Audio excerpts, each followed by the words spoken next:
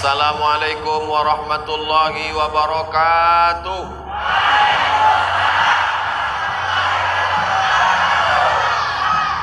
Bersyukur kepada Allah atas segala nikmat dan keberkahannya dengan ucapan Alhamdulillahi Rabbil Alamin.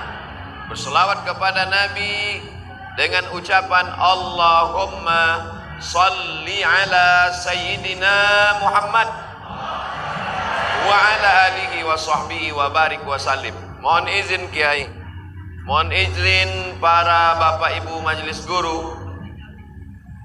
Insya Allah semua yang hadir ini dimuliakan Allah Subhanahu wa Ta'ala. Untuk almarhum Kiai Haji As'ad Al-Fatihah. A'udzubillahi minasyaitonirrajim. Bismillahirrahmanirrahim. Alhamdulillahirabbil alamin, arrahmanirrahim, maliki yaumiddin.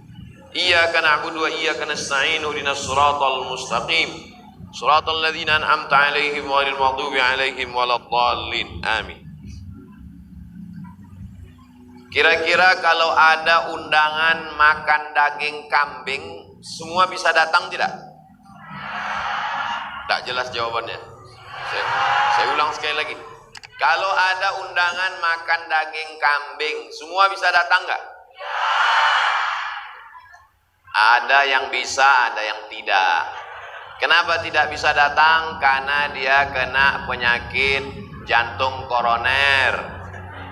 Karena penyakit kolesterol. Betul? Kalau ada undangan makan emping melinju, semua bisa datang tidak? Tidak semua bisa datang. Yang kena penyakit asam urat dia bilang, mohon maaf nggak datang, tolong kirim duitnya aja. Kalau ada undangan minum teh, minum kopi, nama acaranya coffee morning. Coffee, kopi, morning pagi, coffee morning, minum kopi waktu pagi. Tidak semua orang bisa datang karena takut penyakit gula, diabetes. Tapi kalau memuliakan Nabi Muhammad sallallahu alaihi wasallam, apakah semua bisa datang? Enggak juga. Yang ikut Abu Jahal, Abu Lahab enggak bisa datang. Tapi semua yang beriman kepada Allah, beriman kepada Rasulullah, maka dia pasti akan ada NU, ada Muhammadiyah, ada Al-Wasliyah, ada Persatuan Tarbiyah Islamiyah, ada Nahdlatul Watan, ada Al-Irsyad, ada Persis, macam-macam organisasi sosial kemasyarakatan.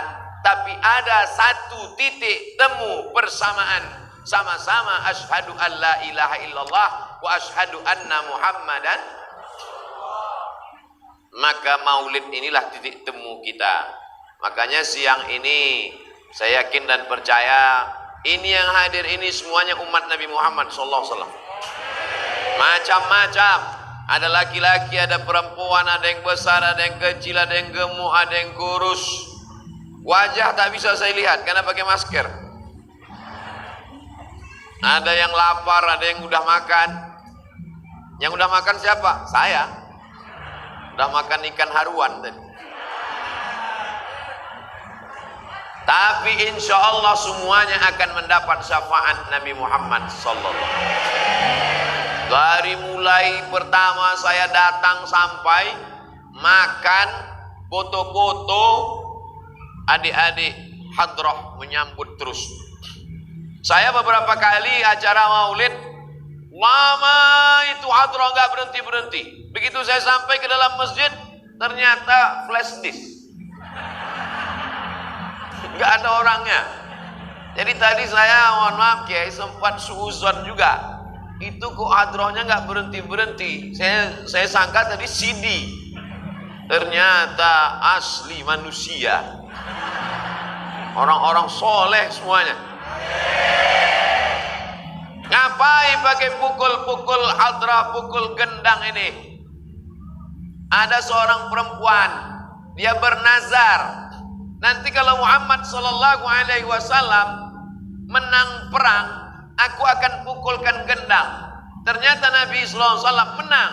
Dan ketika Nabi pulang dari perang itu, si perempuan itu datang, "Ya Rasulullah, aku bernazar, kalau kau menang, aku akan pukulkan gendang." Kata Nabi, "Pukullah." Itulah dalil memukulkan gendang ini hukumnya mubah, bukan murah. Dua, kata Nabi, "A'linu hazan nikah." Kalau nikah jangan diam-diam. Ini banyak nih bapak-bapak diam-diam biar supaya istri pertama nggak ketahuan. Kalau nikah jangan diam-diam. Ya kan, Bu? Ya kata mereka. Maksudnya kalau mau nikah kasih tahu sama mereka. Ahlinu hazan nikah waj'aluhu fil masajid. Buat akad nikah itu di afdol nikahnya di masjid. Tapi kalau akad nikah di masjid, bajunya sesuaikanlah dengan baju orang masjid. Ini akad nikahnya di masjid, bajunya baju diskotik. Rencana nikah tanggal 20, pergi ke tukang jahit tanggal 10, belum selesai, udah dipakai. Resletingnya belum dipasang. Mohon maaf pakai, saya keceplosan. Ahlinu hazan nikah jangan diam-diam. Waj'aluhu fil masajid, buat akadnya di masjid. Wadribu alaihi biddufuf, pukulkan gendang. Itulah dalil boleh mukul gendang dalam masjid. Dalil ketiga, ketika Nabi sedang duduk, ternyata ada pemuda-pemuda dari Habasyah. Habasyah itu Abyssinia. Sekarang negerinya bernama Ethiopia. Anak-anak muda Ethiopia sedang menari tarian tombak perang dalam Masjid Nabawi. Dan Nabi diam. Nabi diam itu menunjukkan setuju boleh menari tarian perang dalam masjid. Kalau tarian perang saja boleh, apalagi memukul gendang. Kenapa Ustaz sebutkan 3 dalil ini? Karena sekarang lagi tren orang nanya, mana dalilnya? Mana dalilnya? Padahal andai kita sebutkan pun dalilnya dia nggak paham juga. Menanya aja, mana dalilnya? Itu kan udah kusebutkan dalilnya. Waktu aku di pesantren As-Sa'adiyah Samarinda, sudah kusebutkan dalilnya. Aku belum nonton, ya kau tontonlah. Channelnya mana? Ustadz Abdul Somad Official. Jangan lupa subscribe. Yang belum subscribe, buka handphonenya. Udah, buka YouTube. Udah, tulis di situ Ustadz Abdul Somad Official. Enggak tuh buka-buka. Enggak bisa dibuka sini. Mungkin karena kita sedang rebut-rebutan, jadi YouTube-nya bingung. Aku mau pilih yang mana ya, katanya. Terlalu ramai. Tapi nanti di luar insya Allah. Ustadz Somad ini ngajak-ngajak subscriber. Dia mau ngambil duit dari penonton. Duitnya nanti bapak ibu yang nonton, duitnya itu habis untuk beli beras. Wah, ujung-ujungnya Ustadz cari beras juga. Beras untuk fakir miskin. Mudah-mudahan kita semuanya istiqomah. Apa yang kita lakukan hari ini, dari mulai langkah kaki kita sampai kedipan mata kita, sampai lidah kita, semuanya mesti mengikut Nabi Muhammad sallallahu alaihi wasallam. Betul? Benar? Setuju? Buktinya mana? Saya ulang sekali lagi. Langkah kaki, kedipan mata, lidah, tangan mesti mengikut Nabi Muhammad sallallahu alaihi wasallam. Betul? Benar? Setuju? Buktinya mana? Langkah kaki. Waktu langkah kaki masuk masjid tadi, kaki kanan apa kaki kiri? Yang dibaca mulut apa? Allahumma inni a'udzubika.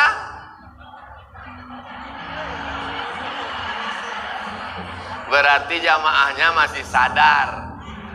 Kalau jamaahnya udah error, Berarti dia nyambung aja. Allahumma inni a'udzubika minal khubusi wal khaba'is. Langkahkan kaki kanan, baca doa. Allahumma barik lana. Allahumma ftahli abwaba rahmatik. Haus, ceramah kuat-kuat, suara menggeletar, menggelegar, haus. Boleh minum?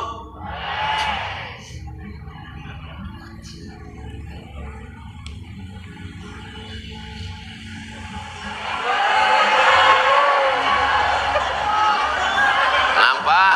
Inilah umat Nabi Muhammad SAW. Dia langsung ribut.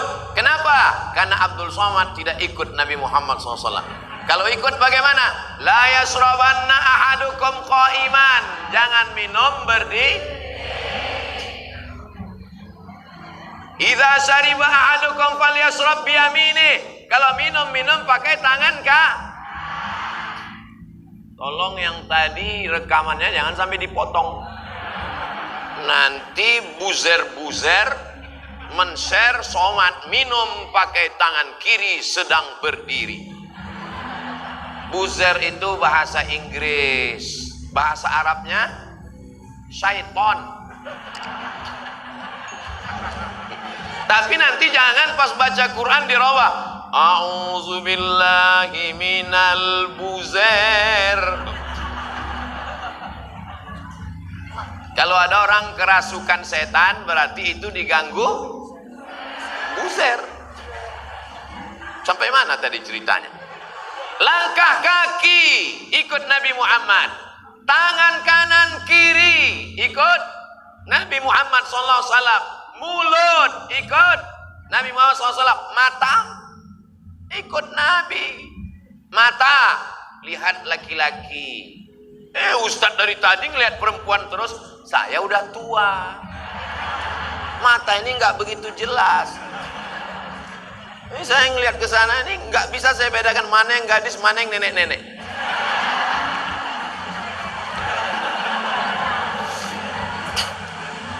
Dulu kalau saya ceramah kameranya satu. Sekarang di pesantren Sa'diyah di jendela kamera semua. Masya Allah, luar biasa. Insya Allah tabarakallah. Ini menunjukkan masyarakat santri yang hadir ini adalah orang yang kaya-kaya semua. Betul? Kalau memang betul kaya, keluarkan sumbangannya. Insya Allah. Semua yang hadir ini dapat syafaat Nabi Muhammad. Semua yang hadir ini masuk surga bersama Nabi Muhammad. Semua yang hadir ini matinya husnul khotimah. Kalau ada yang sakit-sakit segera disembuhkan. Kalau ada yang hatinya kotor, dia segera bertobat. Kalau tidak juga bertobat, cepat dia mati. Gak boleh doakan orang mati, doakan orang Mana yang lebih hebat? Profesor, doktor, insinyur, jenderal bintang 5, Fulan bin Fulan, dengan Kiai Haji Sa'ad.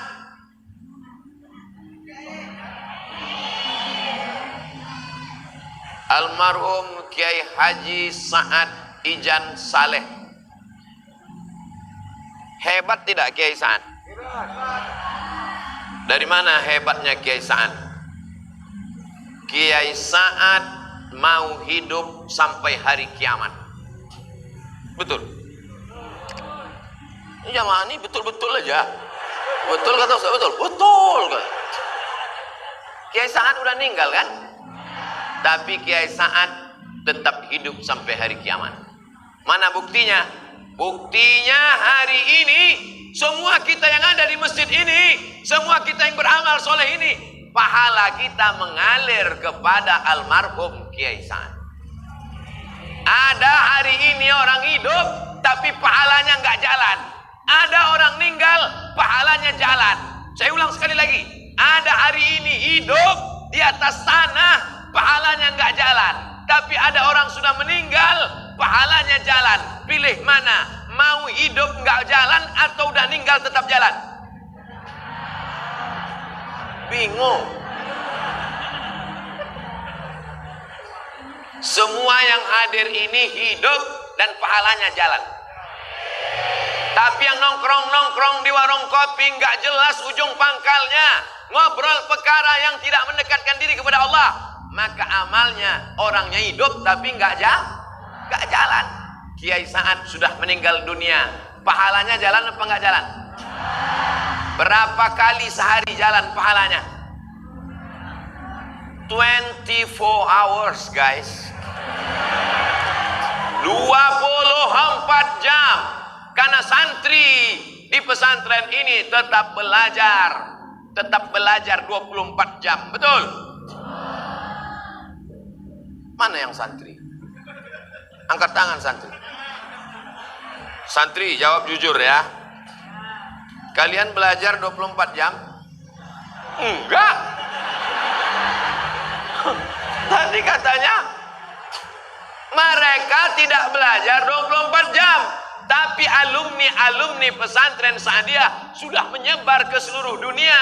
Maka seluruhnya beramal tidak putus, 24 jam amal mengalir ke alam barzah. Kuburnya terang benderang, kuburnya sejauh mata memandang, kuburnya lapang. Mau? Syaratnya ikut syariat Nabi Muhammad sallallahu alaihi. Ada orang kaya punya tanah sejauh mata memandang.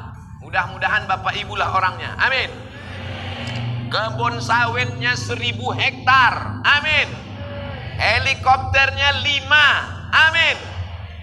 Mati. Ada yang bisa dibawa mati? Ada. Kain kapan? Ada orang mati bawa helikopter? Ada orang mati bawa brondol? Ada orang mati bawa tanah? Enggak ada. Tapi Kiai Sa'ad cerdas. Dia wakafkan tanahnya, dia bangun masjid, dia bangun kelas, dia bangun asrama, dia meninggal dunia, mengalir pahalanya. Dan tanah yang sudah diwakafkan tidak bisa diwariskan, tidak bisa dijual, tidak bisa dihibahkan, karena dia sudah menjadi milik Allah. Maka pelajaran dari Kiai Sa'ad, santriwan santriwati, semua yang hadir ini, insya Allah semuanya orang yang kaya raya punya tanah. Kalau sudah punya tanah, nanti bangunlah sekolah Islam, TK Quran, SD Quran, SMP Quran, SMA Quran. Setuju? Doakan supaya semua yang hadir ini bisa buat sekolah Islam. Komunis merajalela, sekuler sudah berkuasa, liberal sudah hebat, Syiah sudah di mana-mana. Tidak ada yang bisa melawan semua ini kecuali Ahlus Sunnah wal Jamaah. Maka insya Allah alumni pesantren Sa'adiyah, mereka ini yang akan memperjuangkan Ahlus Sunnah wal Jamaah. Anda yang sudah mendaftarkan anaknya ke pesantren Sa'adiyah, alhamdulillah. Yang sudah ku kasih tahu belum juga mendaftarkan, na'uzu. Sudah ku kasih tahu nggak mau tahu juga, inna. Daftarkan anak Anda ke pesantren Sa'adiyah sebelum tanggal penutupan berikut ini. Potong videonya 1 menit, nanti saya kirim ke Instagram Abdul Somad Official Contreng Biru. Apalah itu Instagram Ustaz Somad itu, isinya endorse saja. Endorse tanah wakaf, endorse pesantren, endorse kerupuk, endorse keripik, endorse tanah kuburan. Semua itu insya Allah akan menjadi amal amal somat. Kalau Instagramnya punya somat kok amal soleh, enak aja. Saya yang beramal kok soleh yang dapat. Mohon maaf Kiai, saya kok di pesantren Saadiah ini, Masya Allah, tabarakallah. Jadi yang pertama yang ingin saya sampaikan, kalau mau hidup 1000 tahun lamanya, mau panjang umur sampai hari kiamat, maka kita mesti berwakaf. Berwakaf. Tapi bisa orang miskin berwakaf? Nggak bisa. Kenapa Kiai Sa'ad bisa berwakaf? Karena dia kaya. Kalau begitu orang Islam boleh nggak kaya? Wajib. Bukan boleh. Capek ikut ceramah Ustaz Somad ini. Dia bilang boleh, wajib. Umat Islam semuanya mesti kaya. Apakah orang yang kaya itu orang yang mobilnya harga 5 miliar pintunya 1? Enggak. Mobil paling mahal sekarang 5 miliar pintunya 1. Nanti 2021 ada lagi mobil enggak pakai pintu,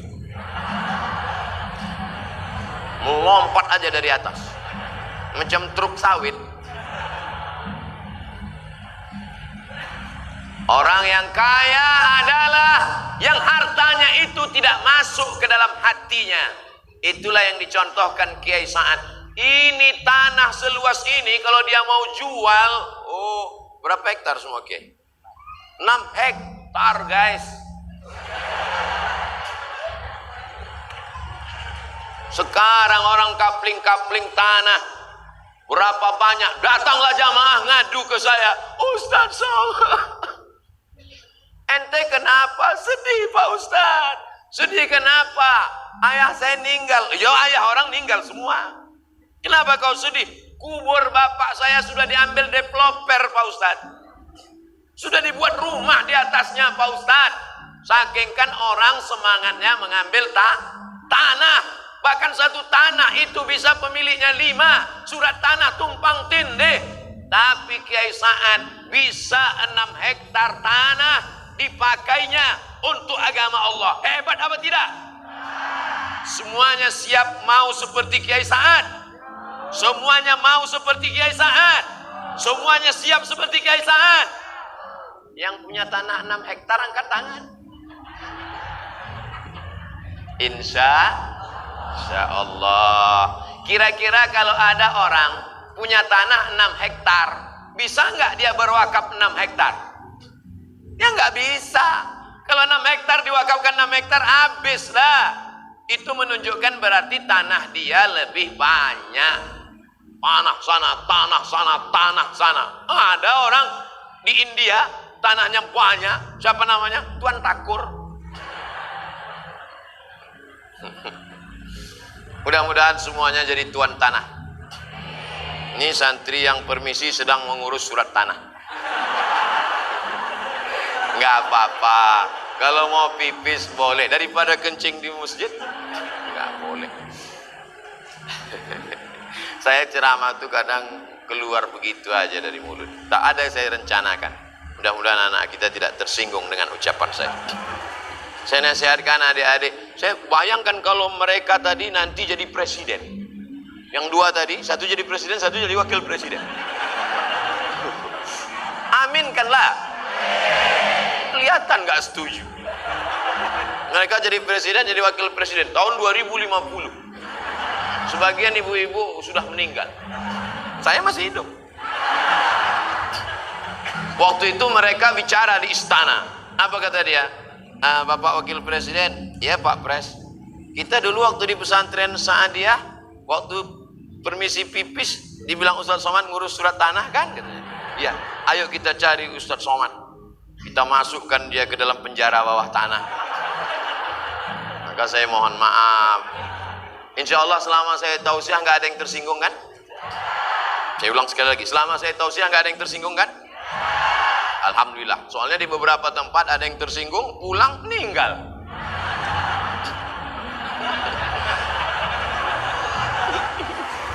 Hah? Saya diberi waktu 10 menit lagi. Maka ini saya mesti cepat-cepat ceramahnya nih. Maka oleh sebab itu daripada maka jangan kemasukan masyarakat yang harus berwakaf kepada Allah Subhanahu wa taala, karena kita akan mati menghadap Allah. Karena tinggal 10 menit lagi. Yang pertama kita mesti berniat kalau dapat rezeki kita mau berwakaf. Yang kedua, setelah orientasi kita wakaf, maka kita semangat cari rezeki. Ibu, kalau bapak nanti pulangnya sampai tengah malam jangan marah, karena mereka mau cari rezeki untuk berwakaf. Dah Pak, mereka udah izin. Kira-kira orang Islam kalau niatnya berwakaf makin semangat cari duit atau enggak? Makin semangat. Tapi semangat cari duit bukan untuk mobil baru, bukan untuk rumah baru, bukan untuk motor baru, bukan untuk sepatu baru, bukan untuk istri. Tapi semangatnya untuk berwakaf. Ada 3 poin yang mau saya sampaikan. Pertama, niat hidup mesti sebelum mati sempat berwakaf. Amin. Yang kedua, kita mesti kaya raya cari duit, tapi tujuannya bukan dunia, tapi untuk beramal untuk akhirat. Yang ketiga, kalau sanggup bangun masjid, bangun masjid. Kalau nggak sanggup bangun masjid, makmurkan masjid dengan sholat berjamaah. Hari ini semuanya hadir di masjid. Masjid apa namanya Pak Kiai?